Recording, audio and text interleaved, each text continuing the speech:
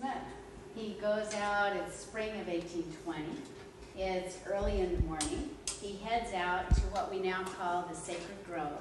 And while in the Sacred Grove, he kneels down, he calls upon God. What scripture has always been on his mind? James 1:5. How does it go? If any of you lack wisdom, let him ask God, then who giveth to all men liberally. Okay, notice, where can I find this history that we've just seen via movie? Okay, Pearl of Great Price, and you'd say it's the Joseph Smith history. So this comes right after yours, Matthew. Okay, so let me kind of walk through that. Notice what you saw in the movie and what we read, and we've got great return missionaries that have shared that message literally throughout the world. Okay, that was an account written in 1838, and I thought for a moment I'd share with you how the Pearl of Great Price came to be, and then we'd walk through some of the other accounts of the FirstVision. So here goes. Okay, so you'd say if the account that we just listened to via movie and the account that you can find in Scripture was written in 1838 and published to the world, when did the FirstVision take place? Okay, it takes place spring of 1820. Good, 1820. So you've got 18 years difference. Okay, we're going to talk about the Pearl of Great Price and how it came to be. There was a man who was a mission president whose name was Franklin D. Richards. And Franklin D. Richards in 1851 was a mission president in England. While serving as a mission president, he had missionaries come to him saying, we share with people the Book of Mormon, but by the time the person's read the Book of Mormon all the way through, we're home, we have children, and we don't have any baptisms. So they're now saying to the mission president, this Franklin D. Richards, can you put together for us a small pamphlet that we can pass out to be able to share with people what's the church about?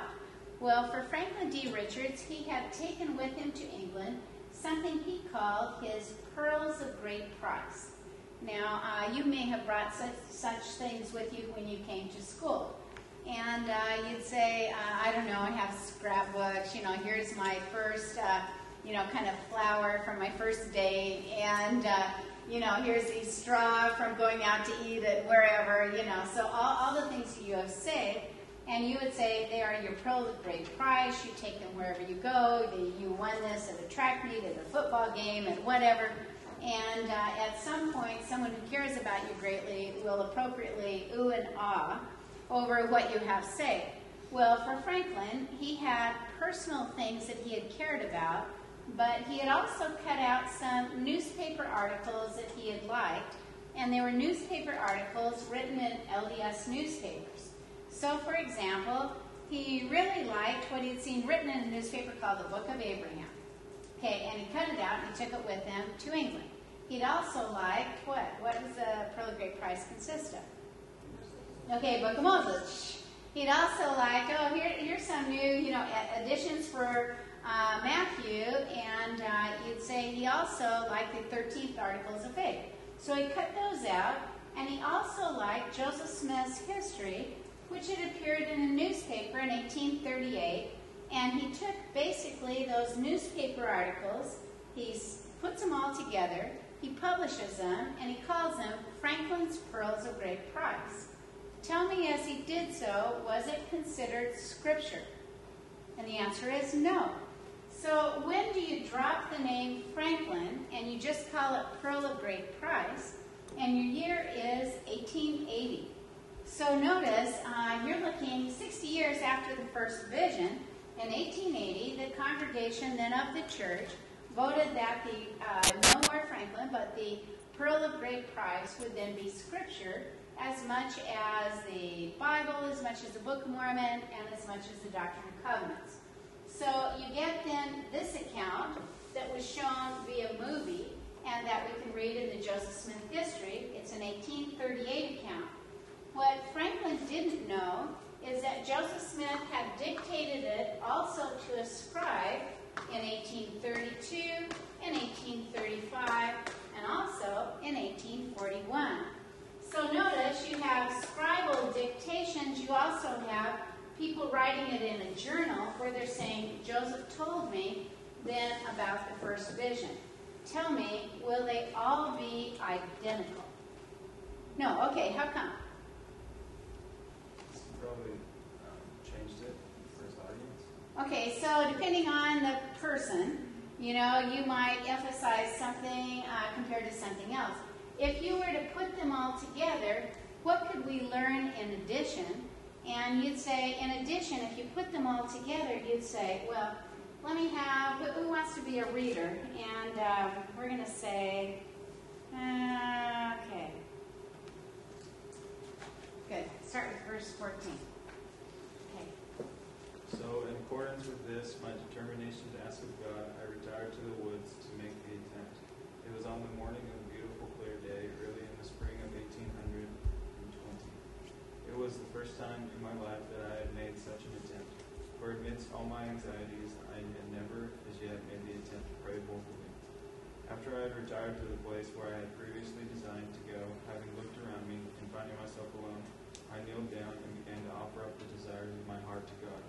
I had scarcely done so when immediately I was seized upon by some power which entirely overcame me, and had such an astonishing influence over me as to bind my tongue so that I could not speak. Thick darkness gathered around me, and it seemed to me for a time as if I were doomed to sudden destruction. But exerting all my powers to call upon God to deliver me out of the power of this enemy which had seized upon me, and at the very moment when I was ready to sink into despair and abandon myself to destruction, not to an imaginary ruin, but to the power of some actual being in the unseen world, who had such marvelous power as I had never before felt in any being. Just at this moment of great alarm, I saw a pillar of light exactly over my head, above the brightness of the sun, which descended gradually until it fell upon me. It no sooner appeared than I found myself delivered from the enemy which held me bound. When the light rested upon me, I saw two personages, whose brightness and glory defy all description, standing above me in the air. One of them spake unto me, calling me by name, and said, pointing to the other, This is my beloved Son, hear him. Okay, thanks. That's great. Okay, so if you were to say, what are differences? I'm going to just walk you through a couple that I think you probably find pretty interesting. Joseph Smith, you begin to look and you'd say, Joseph Smith describes that not only James 1 and 5, but that he learned in his youth, if he would seek, he could find. If he would knock, it would be open under him.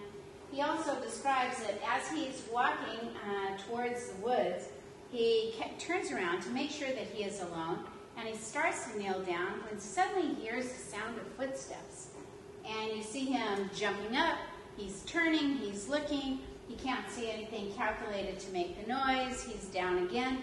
He's starting to pray. All of a sudden, he feels like his tongue is swollen in his mouth, as he describes it. And then they go right to the part that you read about, he feels attacked. You get another account that by the time you're seeing him coming down to here, he describes, I saw angels. He describes that he learns that at some future time, the fullness of the gospel would be made known unto me. So suddenly you put it all together and you go, Joseph, you've had an amazing first vision. Okay, the result will be is that suddenly he's now deciding that he will speak to a minister in town. Which minister do you think he picked out and decided he would tell about the first vision? Okay, maybe the Methodist minister, our Abner Snow, our itinerant minister. He now speaks with a minister in town, and as we would read the scripture continue, the minister now not only treats his communication lightly, but suddenly he's very amused by it, and pretty soon great contempt. And Joseph describes that he feels like what great New Testament apostle. See, yeah, good. He feels like Paul before King Agrippa. And he's going, trying to imagine, you got the old guys after the young teenager, and he's going, I will not deny it, I cannot deny it, lest I come under condemnation of God. Okay, does that take you back to patriarchal blessing, the I know, I do, I am. And for Joseph, he's now made a stand. Okay, the result is, tell me, will it be easy for Joseph to make friends? Okay, can you see, say you are his parent back then.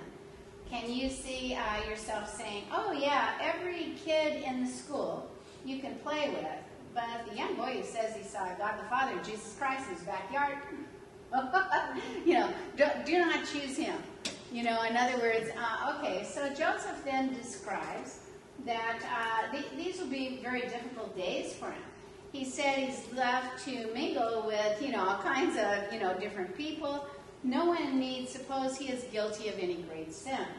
Okay, if you were to say, what happens to Joseph between 14 and 17 and a half years old before he sees Angel Moroni, he described it as the follies of youth. How would you describe your life during that time? Okay, I can't remember, I've been in Young Women forever. You'd say 12 years old, they can't wait to get in Young Women's. And suddenly everything is fun, even roller skating is fun, bowling is fun, whatever it is, it's so much more fun than primary. And you'd say, well, now they're a Miami. And you'd say, guess what, we're going roller skating again, and we're going bowling again. And they go, okay. And by the time they're Laurels, they are planning the bowling, roller skating event, but are they there? You go, where are they? And I go, oh, follies of youth. Let me perhaps describe a son. I can remember one time I'm in pro, and it's a baseball game, and it's our stake is playing, and there's enough kids that everybody's on a team. And suddenly I see an old friend from college. And she comes up to me and she says, oh, what are you doing here? And I go, I have a son that's out there playing softball. And she said, which one? And I looked out, and there was a kid with the chains and the white beater shirt and, the bandana. And I go, the one in the follies of youth. And I go, I'm such a proud mom. And she goes, oh, let me pick him out. I go, yeah, that's him. Okay, what am I trying to say? I'm trying to say many of us go through follies of youth. Okay. For Joseph Smith, do we know anything about his follies of youth when suddenly he's being persecuted by the old guys in town, even ones that are calling themselves Christians? We actually do know something about his follies of youth, and that is because his best friend actually lives down the street. And his best friend is named Orrin Porter. Anybody got his last name? Rockwell. And it's interesting, Orrin Porter Rockwell, he can't read or write. So he's not someone who has attended school. And you'd say, for Orrin Porter Rockwell, what puts these two kids together? And the answer is neighborhood. Remember when your best friends live down the street? And that's kind of puts them together. But another reason that puts them together is that both boys have been through a very kind of butcherous surgery, and both boys are left with a limp on the left side. So you'd say the two kids who could get a handicapped parking sticker today, have pretty much found each other. You like finds like. What else would put the two boys together? And the answer is both young boys were teased. Joseph is teased because he's saying, I saw a vision, and I saw God the Father and Jesus Christ. And people are going, oh, no, not that. And you'd say, well, why is Orrin Porter Rockwell teased? And the answer is that his voice never matures. So if you could get him angry, he could be an amazing soprano. He'd just be like, I just dug it. Okay. So, it's pretty fun to tease him like that. Well, okay. Now, if you're a young girl and you're teased, how do you react? Okay, come on, I don't want to be the only one. Okay, you cry, right?